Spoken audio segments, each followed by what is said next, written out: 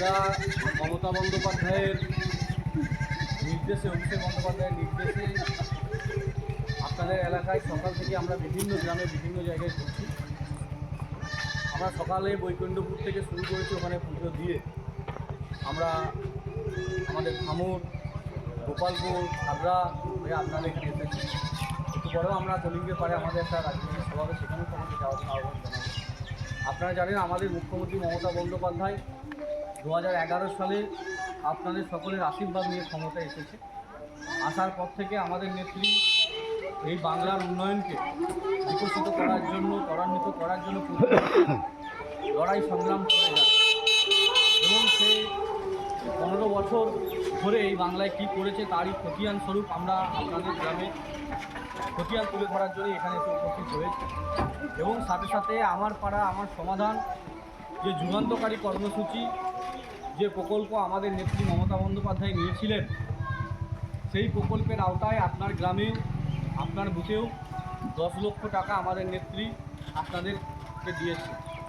যদিও এই বুথটি 2-3টে গ্রামকে নিয়ে একটা বুথ, এদিকে আমাদের আরাপুর, গুনবেড়ে, বারিকপুর, আরও 2-3টে পাড়া রয়েছে, সকলকে নিয়ে অনেক বৃহৎ বড় একটা বুথ। হয়তো আপনাদের পাড়াতে যেটা প্রয়োজন ছিল সেটা 100% আমরা এখনও করে উঠতে পারিনি, কারণ আমরা মাত্র 3টে টার্ম ক্ষমতা এসেছি, 15 বছর ক্ষমতা এসেছি। 15 বছরে পেছিয়ে পড়া বাংলাকে 100% উন্নয়ন করা সম্ভব নয়। এই সামনে 26-এর নির্বাচনে আপনাদেরকে আরেকবার আমাদের নেত্রীকে চতুর্থবারের জন্য মুখ্যমন্ত্রী করতে হবে, যাতে এই বাংলায়, আপনার গ্রামে সহ গোটা বাংলায় যে অসম্পূর্ণ কাজ রয়েছে সেই কাজকে আমরা সম্পূর্ণ করতে পারি। একটা বন্ধ করতে রাত্রি করে বন্ধ করতে আমরা যেন 100% সেটা সম্পূর্ণ করতে পারি, তার জন্যই আপনাদের কাছে এসেছি। এবং সাথে সাথে আমাদের সরকারের পক্ষ থেকে আপনাদের গ্রামে আমার পাড়া আমার সমাধান ক্যাম্পে আপনাদের বিভিন্ন যে কাজ ধরিয়েছিলেন তার মধ্যে এই সেজও একটা। আমি এখানে অনেক মিটিং করেছি, অনেক মিটিং এখানে এসেছি, আপনার সঙ্গে অনেকবার বৈঠক হয়েছে। আমাদের সরকারের পক্ষ থেকে এই যে সেজটি এখানে নির্মাণ হয়েছে সেটাকে আমরা পর্যবেক্ষণ দেখতেও এসেছি এবং সাথে সাথে আপনাদের আহ্বানে সেটাকে আজকে ফিতে উদ্বোধনও আমরা আনুষ্ঠানিকভাবে করব। সাথে সাথে আমাদের সাথে এসে উপস্থিত হয়েছেন আমাদের জেলা পরিষদের সদস্যা এবং মহিলা তৃণমূল কংগ্রেসের সভাপতি শ্যামলীদি রয়েছেন, আপনাদের সকলের পরিচিত মানুষ আমাদের মমতা বন্দ্যোপাধ্যায় মন্ত্রিসভার প্রাক্তন মন্ত্রী শ্যামল সাঁতরা।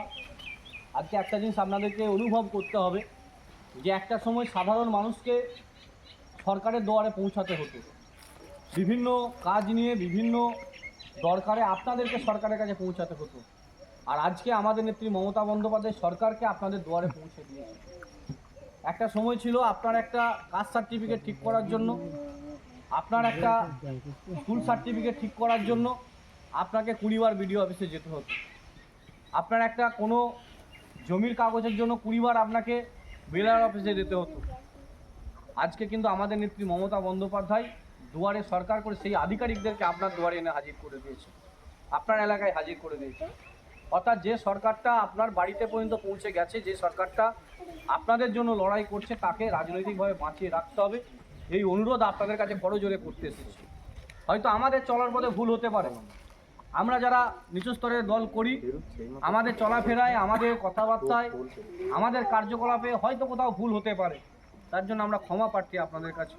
কিন্তু এই ভুলের দায় দয়া করে মমতা বন্দ্যোপাধ্যায়ের উপর চাপাবেন না, দলের উপর চাপাবেন না, কারণ আমাদের নেত্রী উন্নয়নটা কিন্তু সার্বিক সর্বস্তরের মানুষের কাছে পৌঁছে দেওয়ার চেষ্টা করছে।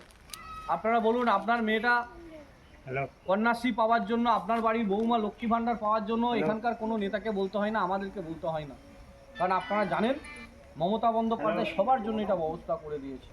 তাই আপনাদেরকে বলবো যাতে এই পরিষেবা আগামী দিনে বজায় থাকে, তার জন্য কিন্তু আপনারা মমতা বন্দ্যোপাধ্যায়ের হাতকে শক্ত করবেন। আমাদের মধ্যে শ্যামলবাবু এসে উপস্থিত হয়েছেন, ওনাকেও সংক্ষিপ্ত আকারে দুটি কথা বলে আমরা উদ্বোধন করব, তারপর আমরা পরবর্তী জায়গায় যাব।